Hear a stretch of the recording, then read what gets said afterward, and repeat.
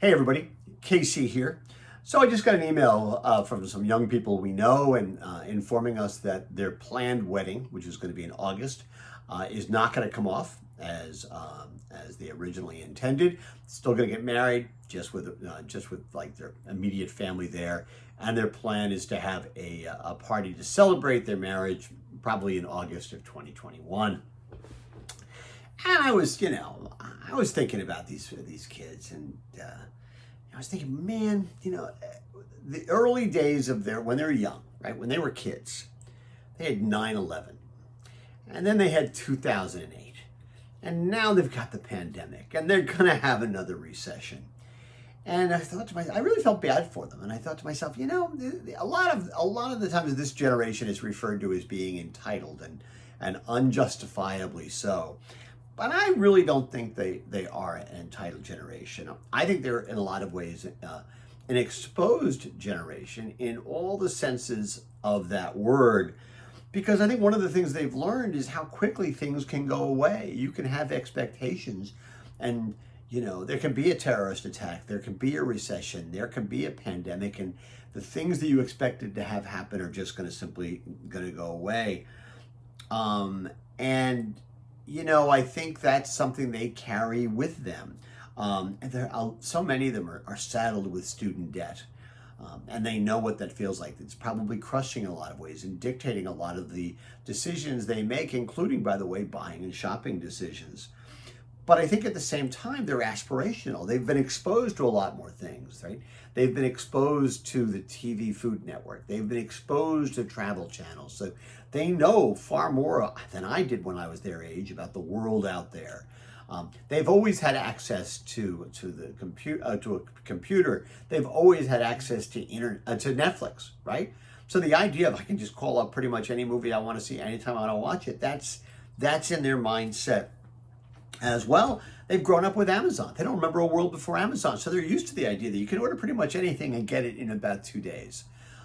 So they've been exposed in a negative sense and been exposed to a lot of different things in a positive sense. And hey, listen, this is a generation that is completely at ease with the idea of gay marriage in a way that people older than them necessarily were not.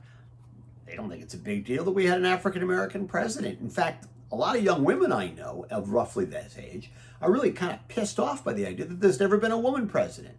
They see it as being unjust as opposed to being resigned to it being a reality because of history. And so, their frame of reference is very different than our frame of reference. And listen, when I got the note from them, one of the things I did was write them a note back and say, hey, listen, we'd love to be at your party. I said, one of the things you need to understand is the fact that the quality of your marriage will probably have very little to do with the splendor of the wedding. They almost have nothing to do with each other. It's a nice way to get launched, but ultimately it's not that important. I would know this. I think we had 6 friends at our wedding in addition to our immediate family, and quite frankly, we weren't sure our immediate families were going to show up. They were not happy about us getting married. So when we talk to this generation, when we try to market to this generation, when we try to appeal to this generation, I think it's really important to keep all these things in mind and to really work hard because they're all different. They've all had different experiences. I think it's really important to figure out what's really important to them. To use the word that so many people are using now, what's essential to them?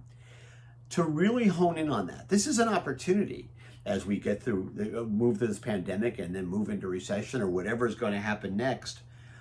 We have to figure out what the answers to those questions are. But that means you have to be willing to ask the question, and we all have to be willing to accept the fact that their answers are going to be different than ours.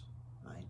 If we don't do that, then we're going to be toiling in the dark, and they are going to reach out and connect to businesses, marketers, institutions that reflect what they're thinking, reflect what they're feeling, reflect what they want, and reflect what they desire. They're going to have choices, and I think in business we have choices too. Anyway, that's what's on my mind this morning, and as always, I want to hear what's on your mind.